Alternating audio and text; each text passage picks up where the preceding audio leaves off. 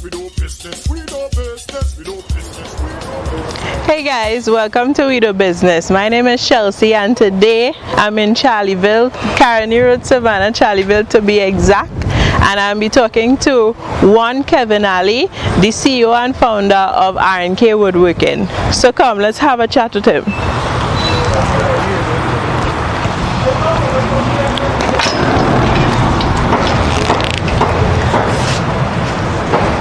So Kevin, nice to meet you. Good to meet you too, Chelsea. Yes, and so I see that you have something spectacular in front of us here. But before we get into what this is and what you do, I want to know a little bit about you. And your name of your business is? R&K Woodworking.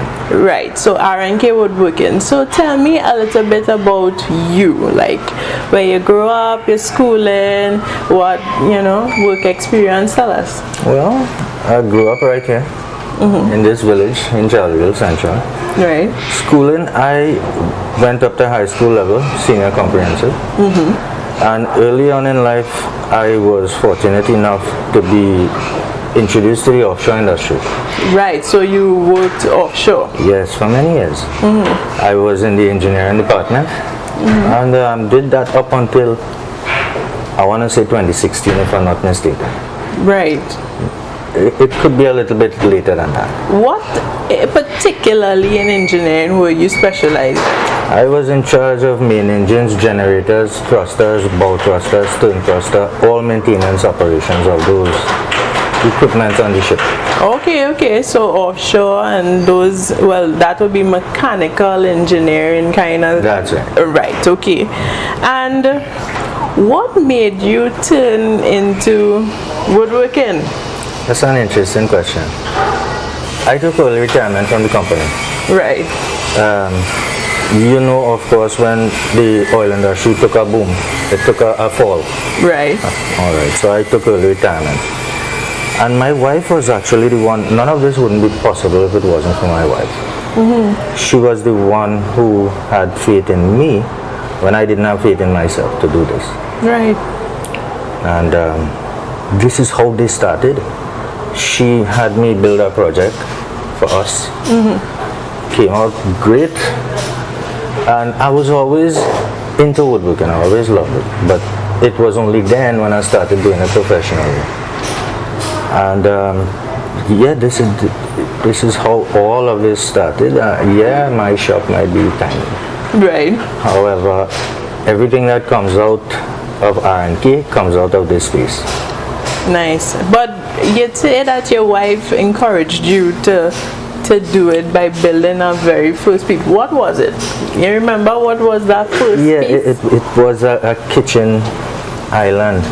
A kitchen island, okay. Yeah, kitchen island. So from the kitchen cabinet, from the island, we have all the wonderful pieces coming out from this little workshop. Yeah.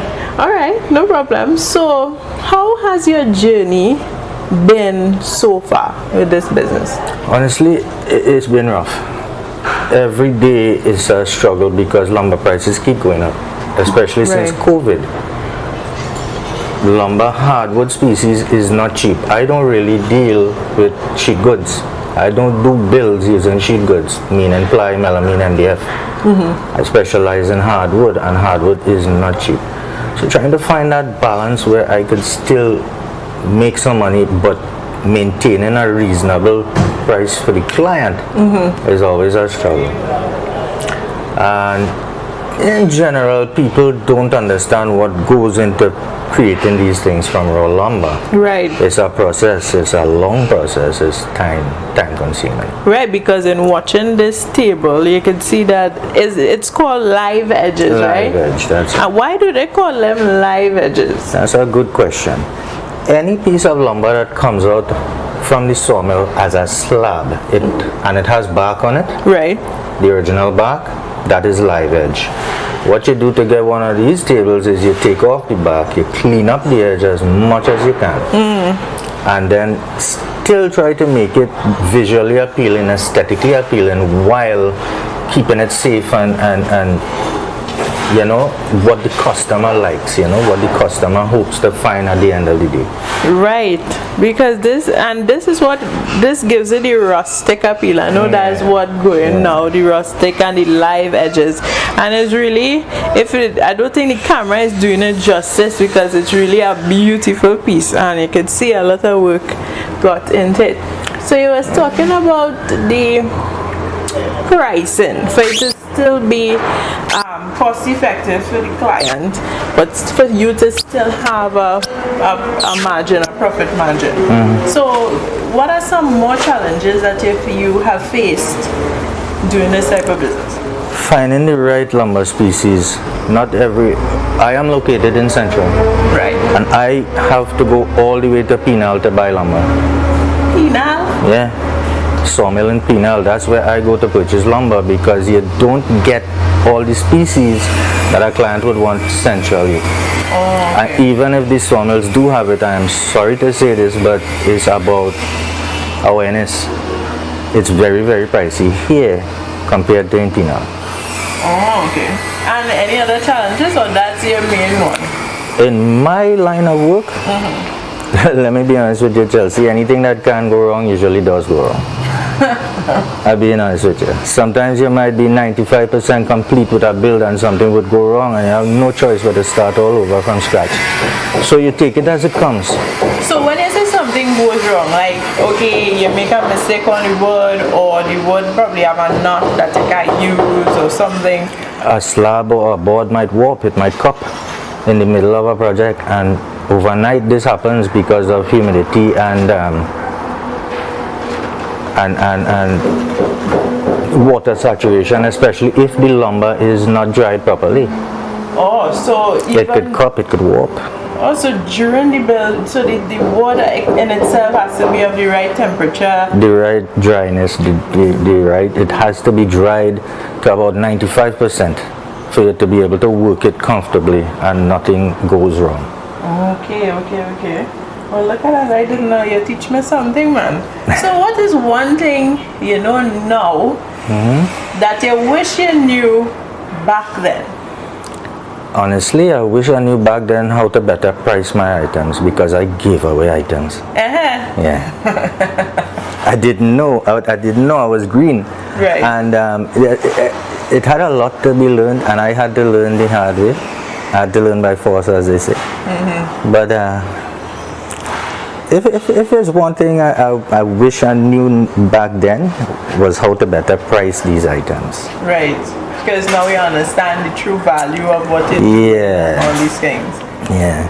That's interesting. When we started building and selling, we were selling items for $100. As in, what do you mean 100? Wait. If you look out there, you'll see a small stool somewhere. Right. My wife and I started building those, and she used to market it at $100. And we sold about 10,000 of those. But because it was $100, yeah. And you went through the same process as to get the correct slab, etc. Well, those are different type of lumber. Right. Okay. Back then, the lumber was way cheaper. The material to build one of those was just $60 back then. Okay. So even if we were making a $40 profit, I mean, we were getting our name out there. Right. And that's important. Letting people know your product, letting them know, well, hey, guess what? These guys building something strong. They're building something that could last. So yeah. Okay. Well, as you know, this show is called We Do Business, right? And so what was your We Do Business moment, where it is you said, you know what, in order for my business to reach from point A to point B and to be successful, I needed to do this. So let me give you an example. Some people for marketing didn't have any products, no clients, and fabricated it, meaning they created these things and pretend that, you know, clients thing, leave reviews. Like, what was your We Do Business moment?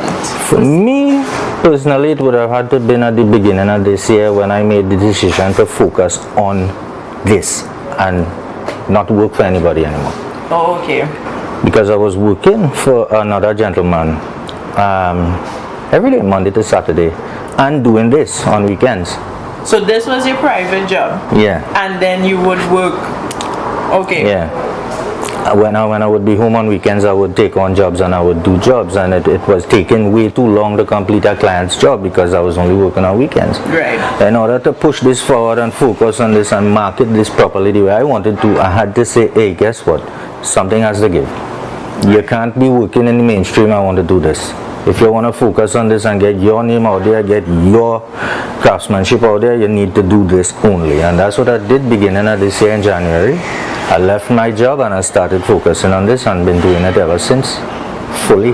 Right, so that was a big leap of faith, so to speak.